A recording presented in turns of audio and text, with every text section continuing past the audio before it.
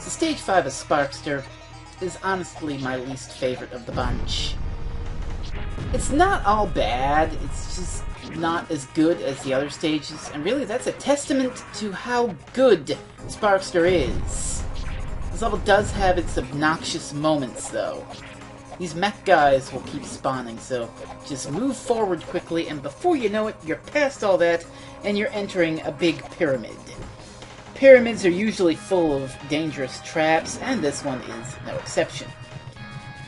You move along these weird tiles that flip, and it changes the layout of the pyramid, and you can get to certain little goodies. Like this statue. If you stab at it, it'll spit out gems. What a great idea. Nothing could go wrong, except when it spits out bombs. Just gonna get an extra life because we're close enough to it. I want to get those bats. It's a nice little trick. We don't enter that little area until near the end of the level, but we can take out some of the bats already and save ourselves a headache later on. Tricky business, that. Oh, very tricky business. That thing just had a random gem in it for no reason. But if you're somehow hurting for health, you can come over here and avoid some fire and get an apple and a banana. Delicious fruit. Watch out, because these things do spit. You can't kill them or anything, so don't try. But you want to reach this little area, because now we're going to fight ourselves a mini-boss, flashing like crazy as he fades into view. Boost into him. It's not so hard like this. If he gets too close to you, just do a quick charge away. Then you break him and the fun begins. My plan of attack here is to get him straight up. Just boost up and get him. But that's not working so well because the spiky arms are blocking my boost and I'm taking quite a beating. It's fine though. There's health coming up. I'll be fine. This part, really finicky. I was trying to avoid the fire, but I ended up getting hit by that guy. You just break these little fire spewers, and this big spike pyramid thing comes down. That can crush you and kill you, so don't let it do that. You can follow it and get some health, which I'm in dire need of. But there's a banana. 4 hearts. That's how much the banana recovers. Okay. We're still 2 hearts away, but we can come over here and grab some apples. We also have to deal with some bats, but that ain't nothing a good charge can't fix. There we are. We're pretty much at full health. Half a heart wouldn't be too bad. I kind of like this next section. It's fun. You run backwards on this little purple boulder thing and move along. There's more secrets to be had in the pyramid. We are near the end of the level. It's rather short, but we can blast up here. Hopefully deal with these bats. And look at that. A 1-up. Beautiful. Once we deal with that, we've got this thing. You don't move it. You jump on it and it moves on its own. So just sort of jump and quick charge and get out of its way. And now we're in that chamber where the bats were before. So by killing a couple of them, you've made less of them come at you. It's great. Be ready to jump very quickly off that or you'll get crushed by the spikes and instantly killed. Now we come to our boss, one of the more obnoxious ones in the game.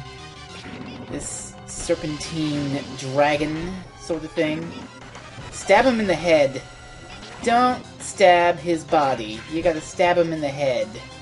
Though sometimes you will end up hitting his body the way you're jetting around. And if you hit it too much, very bad things are going to happen. Oh, how bad they are.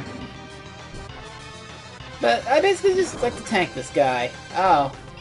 Yeah, he splits up, and if you kill the split-up dragon with the red head, he all just forms back together. So focus on the actual dragon head, the main one, the gray one, and you'll kill it. Took a lot of damage, but oh well. I did it. Just 3 stages left to go. It's pretty awesome, if I say so myself. So what the hell we got next? Music Land. This level always stuck out like a sore thumb to me. I mean, it's a little too whimsical and lighthearted for a game like Sparkster, I think, but to Konami's credit, they managed to make a really, really fun level, if nothing else. With a mini-boss right away. An elephant robot on a piano. Ivories playing the ivories. Konami, you so clever. Boss goes down like nothing. I should mention this piano plays notes like any piano. Look at that. And down we go. If you're musically inclined, you'll love this level. I am not musically inclined.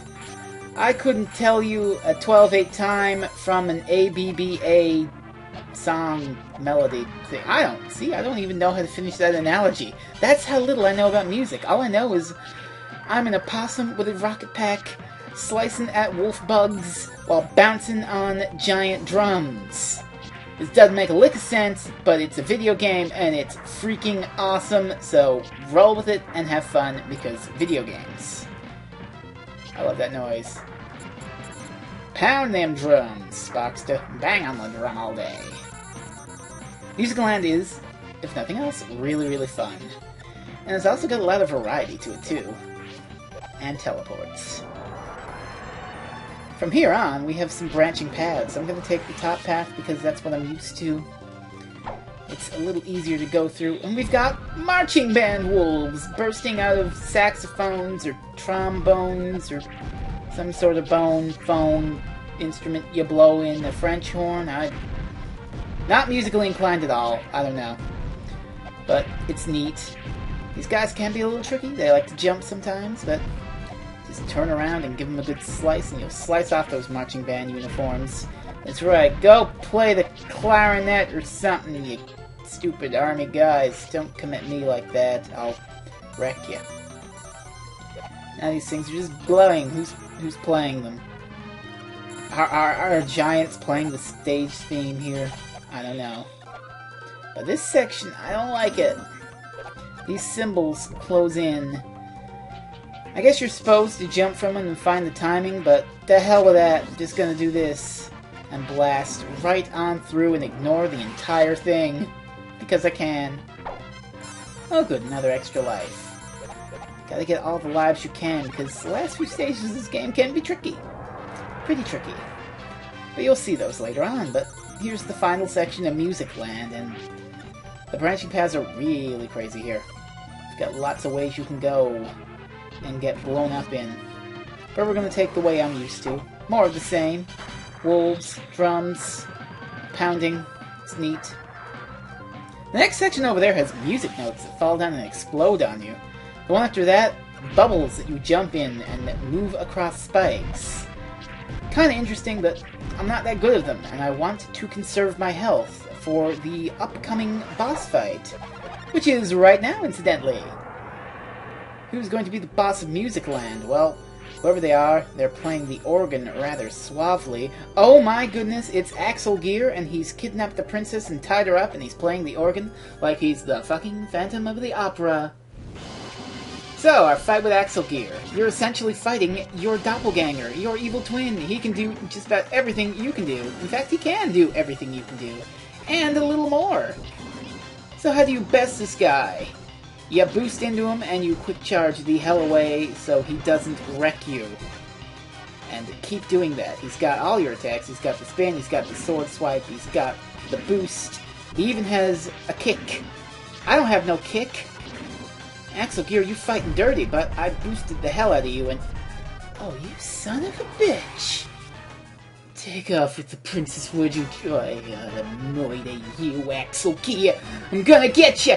I don't know why I got this accent all of a sudden, but I'm gonna goddamn get you, you son of a bitch! 75% of the way through the game. The last two stages are gonna be very interesting. As we see this old codger. We've got a cannon. We've got to hop in.